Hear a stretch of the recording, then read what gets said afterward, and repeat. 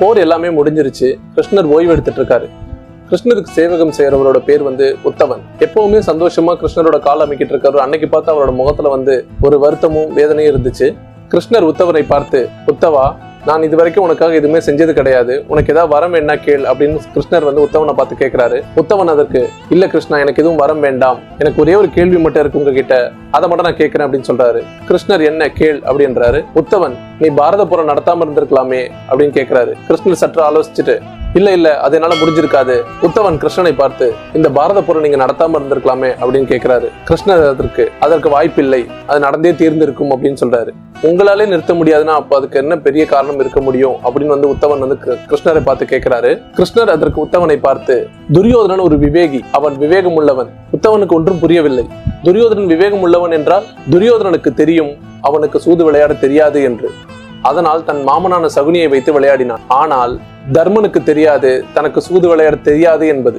ஒருவேளை துரியோதனன் செய்தது போல் தர்மனும் எனக்காக என் மாமன் கிருஷ்ணன் விளையாடுவார் என்று சொல்லி இருந்தால் இந்த போரே நடந்திருக்காது என்று கிருஷ்ணர் கூறியிருந்தார். அது மட்டும் இல்லாமல் தர்மன் வேறொரு காரியமும் செய்தான்.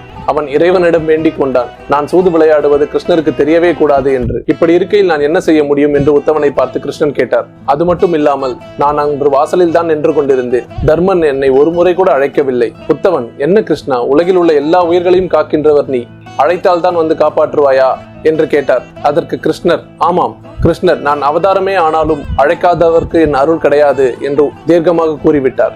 அப்பொழுதுதான் உத்தவனுக்கு புரிந்தது. இந்த கதையின் மூலியமா நம்ம நிறைய விஷயங்களை புரிஞ்சுக்க முடியுது.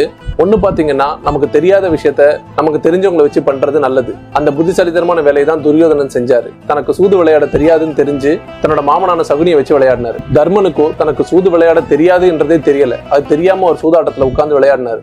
உதவி செய்ய அவர் பக்கம் தெய்வமே இருந்தாலும் அவர் அதை பயன்படுத்திக் கொள்ளவில்லை. இந்த மாதிரி இன்ட்ரெஸ்டிங் இன்ஃபர்மேஷனுக்கு நம்ம சேனலை சப்ஸ்கிரைப் பண்ணிக்கோங்க. பக்கத்துல பெல் பட்டனை கிளிக் பண்ணிக்கோங்க. இதன் மூலியமா நாங்க போடுற வீடியோ உடனுக்குடன் உங்களுக்கு சேரும். Bye bye.